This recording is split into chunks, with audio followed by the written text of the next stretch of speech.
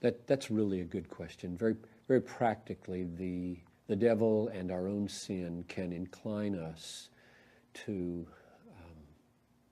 use the sovereignty of God to justify complicity in sin. And at this point, we need to have a strong commitment to the authority of the Bible and the authority of God telling us how to live with the truth that He's revealed to us. So many of us, I mean, we all do this. So many of us learn a fact. Okay, God is sovereign. Or God loves me. Or God hates sin. And we start spinning out implications out of our brain, some of which aren't biblical.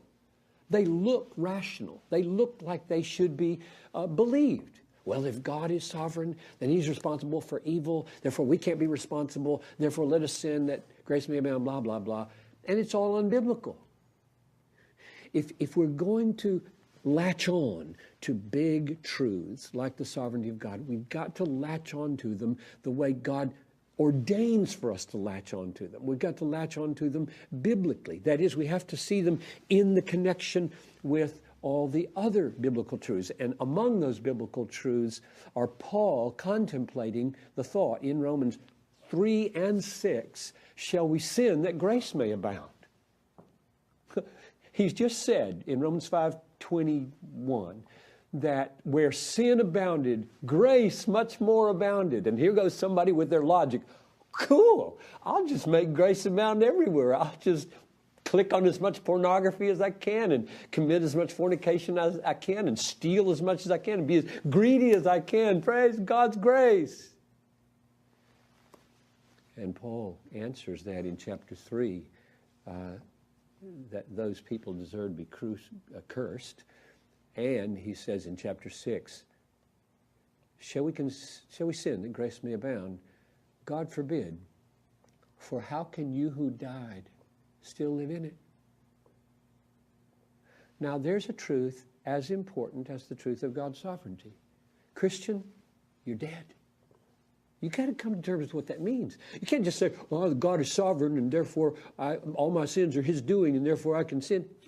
Be biblical. Think God's thoughts. This is complex. You don't depend on your own brain. Depend on God's brain. And God said, dead people don't sin.